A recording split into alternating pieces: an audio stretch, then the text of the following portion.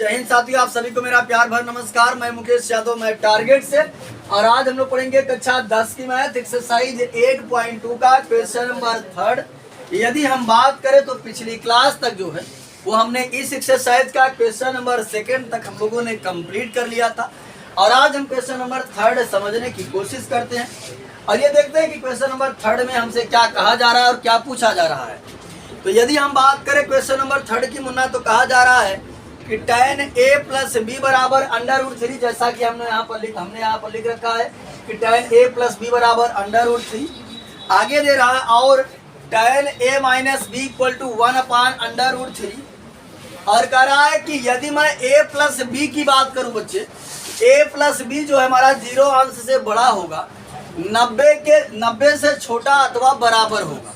इसका मतलब समझिए, less than r equal to, इसका मतलब है कि a प्लस बी जो है वो या तो 90 से छोटा होगा या 90 के का होगा। अगर बच्चे हम इसी बात को इंटरवल में लिखते तो समझिएगा ध्यान से, इंटरवल क्या होता है। जब आप क्लास 11th और 12th में जाएंगे तो इंटरवल पता चलेगा। अगर इसी को हम इंटरवल में लिखते तो ऐसे लिखते कि a plus b belong to, यहाँ लिख देते 0 से लेकर 90 डिग्री और यहाँ लगा देते क्लोज इंटरवल। इसका मतलब होता है कि a प्लस बी का मान जो है वो 0 से लेकर 90 के बीच में लाइज करेगा। लेकिन अगर हम बात करें, ये 90 सम्मिलित होगा लेकिन 0 सम्मिलित नहीं होगा, यानी ये क्लोज इंटरवल बताता है कि ये वैल्यू इंक्लूड है। और जबकि ये छोटा ब्रैकेट, इसे ओपन इंटरवल कहा जाता है, हिंदी में खुला अंतराल कहा जाता है, तो ये बताता है कि ये वैल्यू जो है वो शामिल नहीं है। अगर इसी चीज को हम इंटरवल में लिखते तब, तो कहीं आप इस तरीके का अगर साइन देखते हैं तो उसे गलत तो मत समझिएगा, बता दिए हैं। इसका मतलब होता है ओपन इंटरवल, इसका मतलब होता है क्लोज इंटरवल, इसका मतलब होता है खुला अंतराल, इसका बंद अंतराल। यानी इसका मतलब कि ये वैल्यू सम्मिलित है लेकिन ये सम्मिलित नहीं है। इसके बीच की सारी वैल्यू है, साथ ही साथ ये भी है लेकिन ये नहीं है। ठीक, ये जानते रहिएगा। आगे बात तो हम बता दिए। वही कह रहा है कि अगर हम बात करें तो हमारा a प्लस बी जो है वो 0 से लेकर 90 डिग्री के बीच लाइज करता है और इसमें 90 डिग्री इंक्लूड है। और यदि मैं बात करूं तो एंगल A जो है, angle A is greater than angle B है। ठीक, angle A is greater than angle B, यानी हमारा जो कोण A है कोण B से बड़ा है। और क्या नाम है इसका, बोल जाते हैं शिवा वर्मा, यहाँ ध्यान दो। तो यहाँ समझिएगा बच्चे ध्यान से, हमसे कहा जा रहा है कि अगर मैं आपको इतना दे रहा हूँ, then find the value of A and B, तब आपको क्या करना है, A और B का मान बताना है। तो बहुत ही आसान शब्दों में बताऊंगा, घबराइएगा मत, बस आपको मान अच्छे से याद होना चाहिए। अगर A और B का मान हमसे पूछा जा रहा है तो हम जानते हैं कि अगर लीनियर इक्वेशन में दो समीकरण अगर हमको मिल जाए तो हम यूं चुटकियों में सॉल्व करके A और B की वैल्यू को फाइंड आउट कर सकते हैं। तो समझिएगा बच्चे ध्यान पूर्वक, यहाँ लिखा था tan a प्लस बी बराबर √3, यहाँ पर हमने वापस से लिखा tan a प्लस बी बराबर, अब यहाँ समझिए हम आपसे पूछेंगे कि ये ध्यान दीजिए कि √3 tan कितने अंश का मान है, tan 60 का, tan 60 और cot 30 भी। लेकिन समझिएगा अगर इधर tan है तो हमको इधर भी tan बनाना है ताकि tan से tan कैंसिल आउट हो जाए। इसे मैं लिख सकता हूँ tan 60 अंश, और tan से tan कैंसिल आउट हो गया, a प्लस बी बराबर हो गया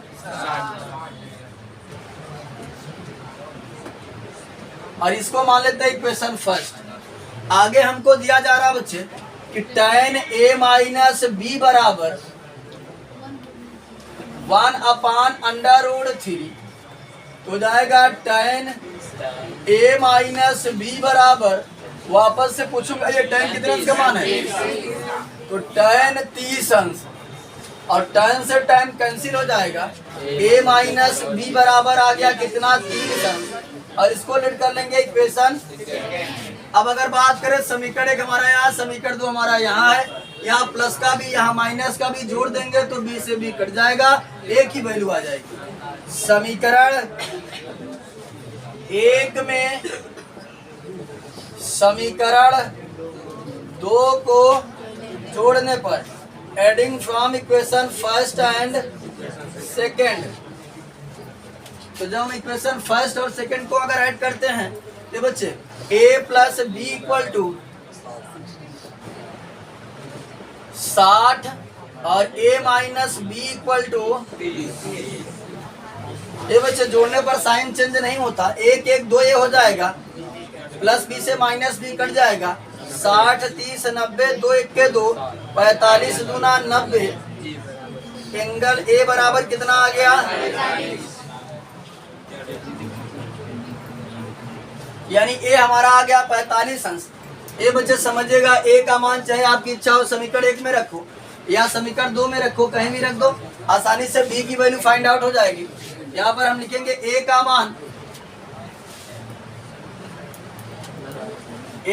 मान समीकरण 1 में रखने पर, putting the value of a in equation first, now we get, अगर हम बात करें मुन्ना, ठीक, तो समझिएगा ध्यान पूर्वक, यहाँ रख देते हैं समीकरण 1 हमारा यहाँ रहा, ए की जगह कितना रखेंगे 45 plus 60, sorry b equal to 60, तो बी इक्वल टू हो जाएगा 60 माइनस 45, बी बराबर कितना हो जाएगा, तो ये समझो बच्चे ध्यान से, कुल मिलाकर अगर हम बात करें ए का मान आया 45, बी का मान आया, तो चलिए हम देख लेते हैं कि जो ये हमको कंडीशन दिया गया था क्या ये ट्रू आ रहा है कि नहीं आ रहा है। तो कहा गया था कि a प्लस बी का जो मान होगा वो 0 से तो बड़ा होगा और 90 से क्या होगा कम।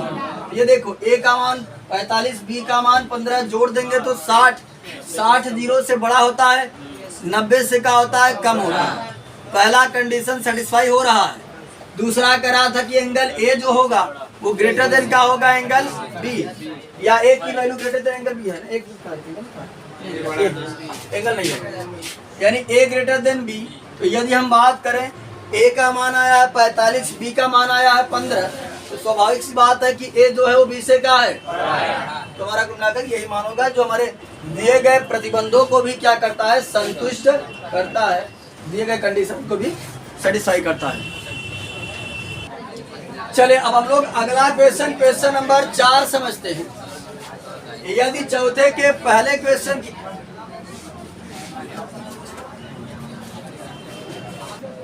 तो कुल मिलाकर चौथे प्रश्न के बच्चे यदि हम बात करें तो कहा कि बताइए कि निम्नलिखित में से कौन कौन सत्य है या असत्य है, कारण सहित अपने उत्तर की पुष्टि कीजिए।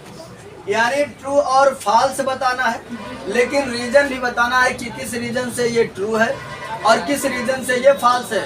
बच्चे इधर ध्यान दो, बात ना करो पीछे बच्चे। तो यहाँ समझिएगा ध्यान पूर्वक, ये बच्चे का पहला करा कि साइन ए प्लस बी बराबर क्या, sign a plus sine B होता है। तो चलिए हम देख लेते हैं क्या साइन ए प्लस बी बराबर sign a plus sine B होता है। तो कोई सा भी हम एग्जाम्पल उठा करके कोई मान ले करके देख लेते हैं। चलिए हमने उठा लिया कुल मिलाकर के 30 ही, ए और बी दोनों बराबर हमने क्या मान लिया 30, माना ए बराबर ए तथा बी बराबर 30, ए तथा बी बराबर कितना मान लिया हमने 30, यानी ए की जगह भी 30 रख देते हैं, बी की जगह भी 30 रख देते हैं, कुछ भी रख सकते हैं, दोनों पक्षों में रख करके सॉल्व करके हम देख लेते हैं। तो चलिए हम यहाँ से LHS लेते हैं। LHS की बात करें तो साइन ए प्लस बी है, वैल्यू रख करके देख लेते हैं मुन्ना। तो हो जाएगा साइन 30 प्लस 30 और 30 30 60, तो हो जाएगा साइन 60, और साइन 60 का मान कितना होता है √3/2। ये हो गया हमारा LHS। RHS देख लेते हैं। RHS की बात करें अगर हम, sine a plus sine B value रख देते हैं, तो साइन ए की जगह रखेंगे 30, साइन बी की जगह रखेंगे 30, तो साइन 30 का मान 1/2, साइन 30 का मान 1/2, 1/2 मतलब आधा, आधे में आधा जोड़ेंगे तो 1 हो जाएगा। तो क्या ये दोनों बराबर हैं? लिख देंगे हम sine a plus b not equal to sine a plus sine b, और लिख देंगे दिया गया कथन क्या है, असत्य है। ठीक, अतः दिया गया कथन असत्य है, हिंदी लास्ट में लिख लीजिएगा।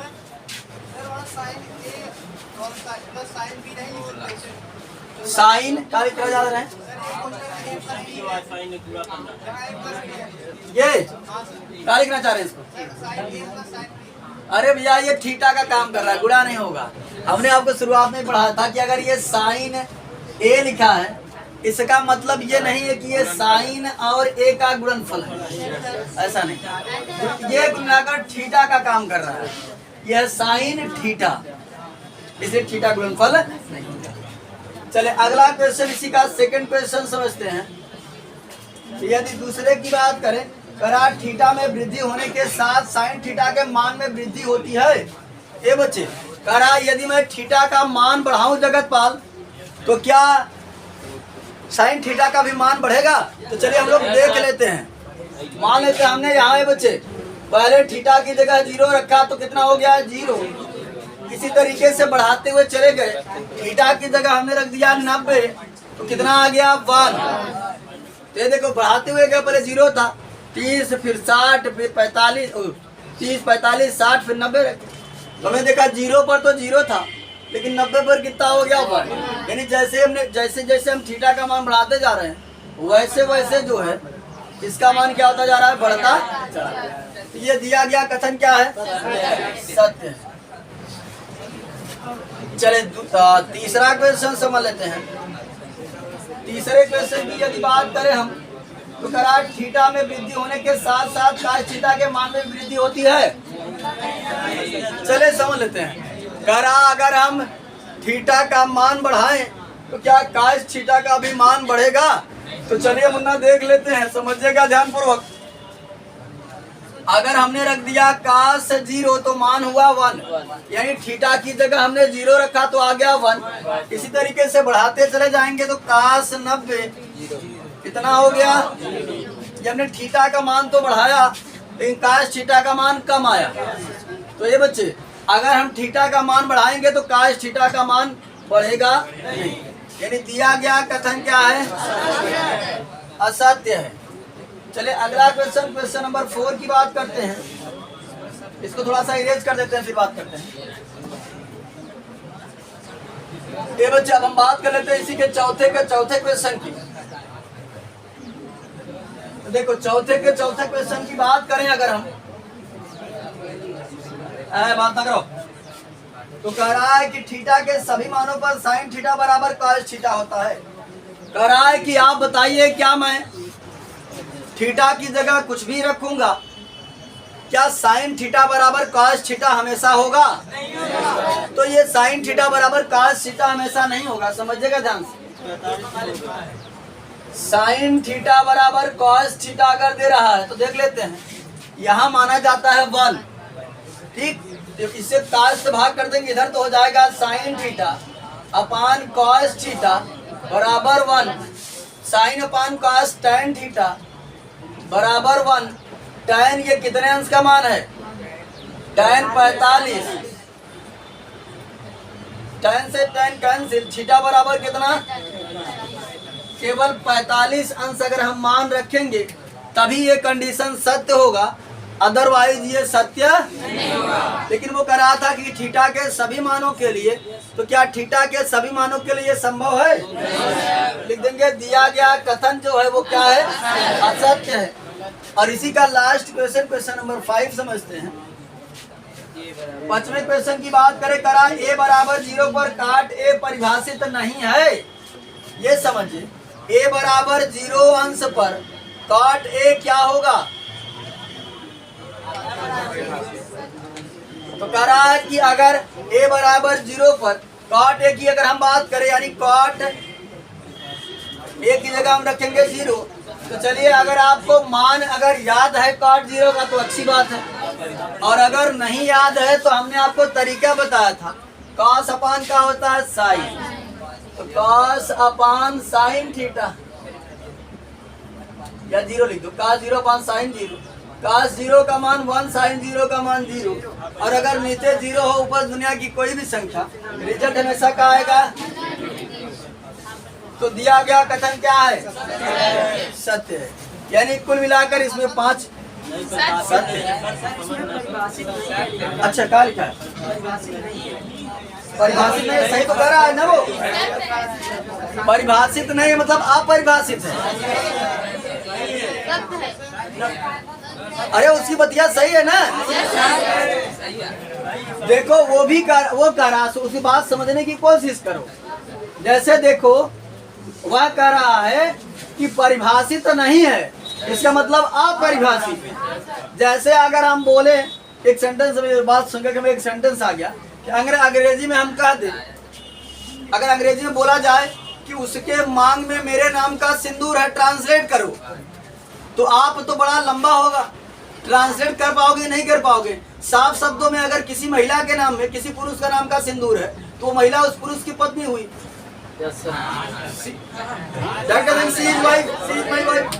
है ना? तो ये कहने का तरीका है, कह रहा है सेम बात लेकिन घुमा कर कह रहा है कान इधर से पकड़ो या इधर से पकड़ो, पकड़ोगे है ये। अब किसी ने गर्दन के पीछे से पकड़ लिया, किसी ने ऊपर से पकड़ लिया, तो वो वही कह रहा था कि परिभाषित तो नहीं है, ये मतलब अपरिभाषित है, वो साफ शब्दों में नहीं कहा। तो आज की क्लास में हमने एक्सरसाइज 8.2 को समाप्त कर लिया है और 8.2 को हमने समाप्त कर लिया है। अब हमारी जो नेक्स्ट क्लास होगी वो एक्सरसाइज 8.3 पर होगी। तो यदि बच्चे आप ऑनलाइन देख रहे हैं या ऑफलाइन देख रहे हैं तो सजेस्ट यही करेंगे कि कल वाला यानी कि जो वीडियो आने वाला है 8.3 के इंट्रोडक्शन पर जो वीडियो आने वाला है, अगर आप ऑनलाइन पढ़ रहे हैं तब तो उसको वीडियो में मत मिस करिएगा। यदि आप क्लास में पढ़ते हैं तो तब पर भी कहेंगे कि आप उसको मत मिस करिएगा, क्योंकि एक दिन मैंने ऑफलाइन क्लास लिया था तो कुछ बच्चे थे जो समझे थे और जो क्लास में नहीं थे वो कल क्लास जरूर करिएगा, क्योंकि अगर वो कॉन्सेप्ट समझ लेते हैं तो 12 चौक 48 फार्मूला आपको आसानी से याद हो जाएगा। साथ ही साथ वो आपको यहाँ काम करेगा, 11th 12th में भी काम करेगा। यदि आप प्रतियोगी परीक्षाओं की तैयारी करते हैं तो वहाँ भी काम करेगा। और यदि हमारा वीडियो आपको पसंद आता है तो वीडियो को जरूर ही लाइक किया करें, क्योंकि जब आप लाइक करते हैं तो हम मोटिवेट होते हैं। और वीडियो पर एक प्यारा सा कमेंट कर दीजिएगा। और यदि आप चैनल पर नए हैं तो चैनल को सब्सक्राइब कर लीजिएगा। और जो भी आपके संपर्क में पढ़ने वाले छात्र हैं उन सभी को जो है उन सभी के पास वीडियो अवश्य ही शेयर करिएगा।